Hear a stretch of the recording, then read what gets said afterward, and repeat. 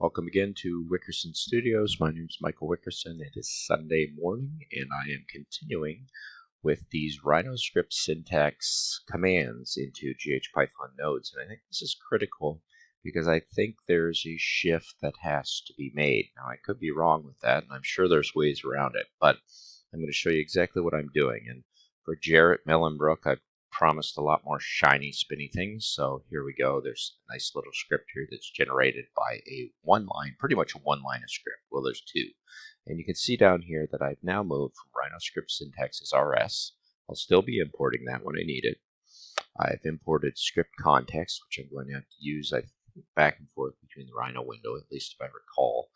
And then I have a GH-Python library components as GHC, which I'm not using in this script, but I will be using. And then the main shift is to Rhino namespace geometry.geometry as RG. So I'm basically running a RG Rhino geometry namespace curve as extend on curve. And you'll get a lot more methods from the functions that are dictated from RhinoScript syntax. And then you'll have to find the parameters. You'll need a curve. I made a variable both, which is basically a Rhino geometry command, curve end to both, and you'll need a surface to send it to. So what is happening in this piece? Turn off the EMAP, turn off the turntable.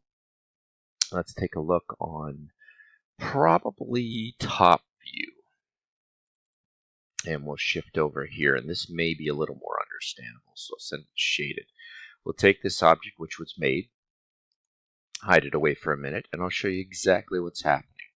I am beginning by trying to find a Python node, trying to get to a Python node, which is my extend curve. And you'll see there's failure here. There's a yellow warning. It's not a complete failure, but it is relying on an alternative GUID script that I've made in the past, and I'll show you where I was thinking to go.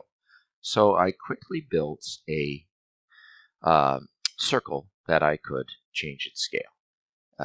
And that's fine. I have a 3 radius circle multiplied by 14, so I can change it this way and I can change it that way. And the reason I did that, I'll bring this back to 14 because I'm trying to run the script. Bring it back to about 14. I'm also taking that data and running it positive, negative into a domain into a rectangle. And I, of course, wanted that to be smaller. That's why I amplified the circle. So I have a circle, and I have a region circle, and I have a region square. I'm going to populate the region square. And I'm going to give it a 3 seed count, and then I'm going to take a gene pool that generates a bunch of seeds that will go into this. And in doing so, I can interpolate those seeds. So if I just did 2 points, you'd see it would be very quick to just take 2 points out of this area, and then I'm connecting by interpolated curves. But that's kind of boring. What I basically want to do, if I thought about that, is I wanted to extend those points to the extremities of this. And that seemed to me it would use the extend curve. I'd have objects, which is the outer region of the circle region, and then I'd want to extend these points over. And what's nice is it behaves because the script in here actually asks for, these break down when you look at it as to whether or not you want it to be a straight line, an arc, or a tangent curve or something like that. And basically, you're going from curve to the object. So I understand the logic of the RhinoScript syntax node, and I'm sure in curves there's probably a utility of extending curve to another surface. I'm sure it's got to be in here somewhere. If not, you can find somebody else's plugin that would do it. But I'm trying to understand this. The whole point is trying to get into this. And I have a little GUID script that just pulls from a geometry and outputs a geometry. So I can pull in something like if I said what was pulling in like line-like curves, and the output's going to be the GUIDs. And that's a nice little script I got from Carl Singline. I keep that up on my snippet tool playing right here, and I can pull it in whenever I want.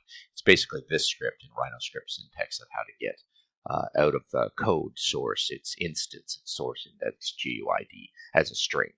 And that's served me well in other respects. It's just not serving me so well right now. So as I bring that in, it's telling me GUID or string representing a GUID. Must be a GUID. And I thought I was doing that because even though I pulled from this curve, when I brought that in, I thought that would satisfy it, and it's not. And without thinking too hard about it, I just went online. I was like, extend curves. What should I be doing?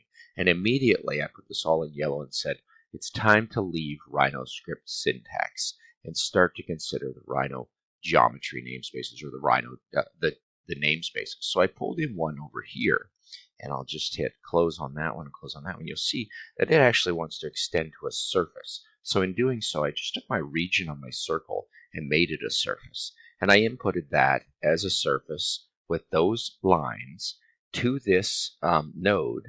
And then that's basically exactly what it did, is it extended them to them, but it actually extended them past the region. So I thought I'd do a couple of trims, this one and this one. And so with this, I was able to pull this data, which is inside the square, which is the rectangle, which is inside the circle. This, which is everything outside of that rectangle that's going towards that circle. And then I also trimmed what was inside the circle. So you got these lines that actually trim to these lines. And then I wanted to also trim out the this that was inside that, and I ended up with this one.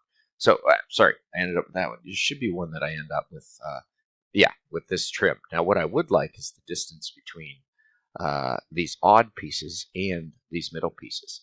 And I started with just this one, saying, let's take that and do a little variable pipe. And that's exactly what this script is. And then it becomes interesting, and you could start doing things with curves, making them kind of funky. And these are all straight line curves that become piped. So you can see that in this one. Now, it's not much to take your parabola graph mapper, which I use quite often for variable pipes, through a range, and I set it so it doesn't go all the way down to 0. This script will be under miscellaneous 005, and I'll slowly add to it. But I think this will be the real jump of going from what I've been doing in Rhino script syntax. I think most of these are going to demand in GH-Python, from my understanding. Along with all these ones, I'm going to have to go into Rhino namespaces. And that's where I'm going to advance and get better as a developer. So I'm very excited about that. You can see these scripts are becoming a little more cumbersome to get there, to field things into it. And it's not a matter of just going in Rhino script syntax, usually in the Python editor in Rhino, and saying, okay, I'm just going to, basically, I'm going to get objects and get everything I need. I've actually got to program in and get things that I actually want that'll run the GH-Python nodes. And I think things will sort itself out in my mind as I go, but I am generating pretty cool scripts that do some interesting things. Because if I went in here and I just took this shape and said, listen, I didn't want to just be grabbing 2 points in here. I wanted to actually be grabbing 3. You're going to see that's going to start to provide a curvature analysis of this. And of course, there's no reason I believe to go past 5, so I'll just set this one up on 5. And if you understand why I'm doing that, that's good. And I could do more. I could grab more to make it more curvy, but I'm okay on just that. And you'll see how that kind of manipulates those curves all the way around. And of course, it's not going to read at once, so there's no point even doing that. So once again, when you start having sliders and you're setting your parameters, you're kind of optimizing them as to not give you bad solutions. And that's getting very close to where you'll go in generative or optimization processes. So right now, I'm going from Rhino script syntax over to Rhino geometry, Rhino common. And that'll be the main shift. So I'm going to celebrate this with a kind of decisive, well, not decisive, nice passive, comfortable blue that makes me feel happy and know that I'm onto something I like. So there you go. Nice little geometry, nice little exercise. In the end, you're able to bring it in. You can leave your grasshopper. You could take this one. You can do your wicked, awesome, lovely zebra analysis of things. And have fun with that. I think a little too Kentucky Fried Chicken when I use analysis, zebra red. But you can obviously change up the colors if you like. I think what I'd rather do is surface curvature analysis, which could be interesting. And we'll see what happens there. There we go. Now we've got something that's behaving as nice flat green, and it could be just the, as I'm moving these, if I take it to a 3, I might be getting a little bit of analysis in here, a little weird curves happening in here, so you're seeing some deep bends. Anyway, I hope you enjoyed it. It's a fun little project. And we will move on to RhinoScript add loft surface and see how we do with GUIDs and geometries, and see if we can't start to think Rhino common over top of RhinoScript syntax, which is kind of a subset that emerges from that. Thanks very much for watching. 9.5 minutes.